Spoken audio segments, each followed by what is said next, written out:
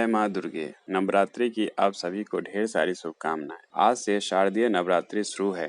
माँ दुर्गा अपने पहले स्वरूप में शैलपुत्री के नाम से जानी जाती हैं। पर्वतराज हिमालय के वहां पुत्री के रूप में उत्पन्न होने के कारण इनका यह शैलपुत्री नाम पड़ा था। वृषभ स्थिता इन माताजी के दाहिने हाथ में त्रिशूल और बाएं हाथ में कमल पुष्प सुशोभित है। यही नव दुर्गाओं में प्रथम दुर्गा हैं। अपने पूर्व जन्म में प्रजापति दक्ष की कन्या के रूप में उत्पन्न हुई थी। तब इनका नाम सती था। इनका विवाह भगवान शंकर जी से हुआ था। एक बार प्रजापति दक्ष ने एक बहुत बड़ा यज्ञ किया। इसमें उन्होंने सारे देवताओं को अपना अपना यज्ञ भाग प्राप्त करने के लिए निमंत्रित किया, किंतु शंकर जी को उन्होंने इस यज्ञ में निमंत्रित नहीं किया। सती ने जब सुना कि हमारे पिता एक अत्यंत विशाल यज्ञ का अनुष्ठान कर रहे हैं, तब वहां जाने के लिए उनका मन विकल हो उठा। अपनी यह इच्छा उन्होंने शंकर जी को बताई। सारी बातों पर विचार करने के बाद उन्होंने कहा, प्रजापति दक्ष किसी कारणवश हमसे रुष्ट हैं। अपने यज्ञ में उन्होंने सारे देवताओं को निमंत्रित किया है।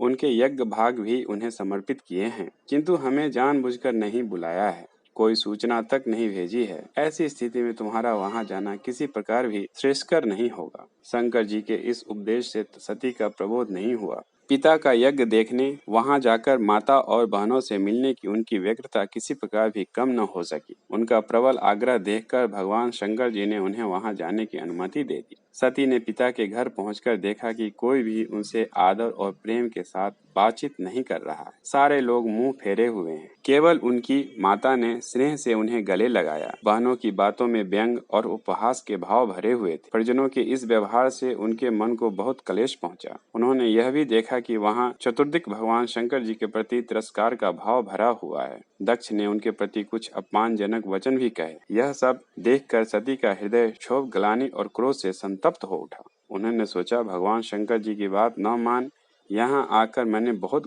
बड़ी गलती की है। वह अपने पति भगवान शंकर के इस अपमान को सह न सकी। उन्होंने अपने उस रूप को तत्क्षण वहीं योगाग्नि द्वारा जलाकर भस्म कर दिया। वज्रपात के समान इस दारुण दुखद घटना को सुनकर शंकर जी ने क्रुद्ध हो अपने गणों को भेजकर दक्ष के उस यज्ञ का पूर्णतः विध्वंस करा दिया। सती ने योगाग्नि द्वारा अपने शरीर को भस्म कर अगले जन्म में शैलराज हिमालय की पुत्री के रूप में जन्म लिया। इस बार वह शैलपुत्री नाम से विख्यात हुई। पार्वती, हेमवती भी उन्हीं के नाम हैं। उपनिषद की एक कथा के अनुसार इन्हीं हेमवती स्वरूप से देवताओं का गर्भ भंजन किया था।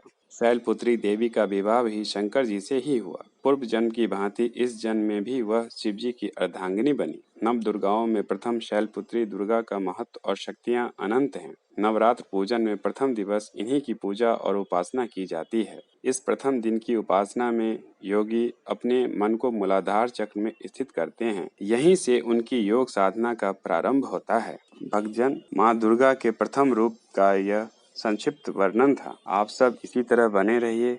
कल मैं माँ दुर्गा के दूसरे स्वरूप का वर्णन लेके उपस्थित आप सबके साथ होऊंगा।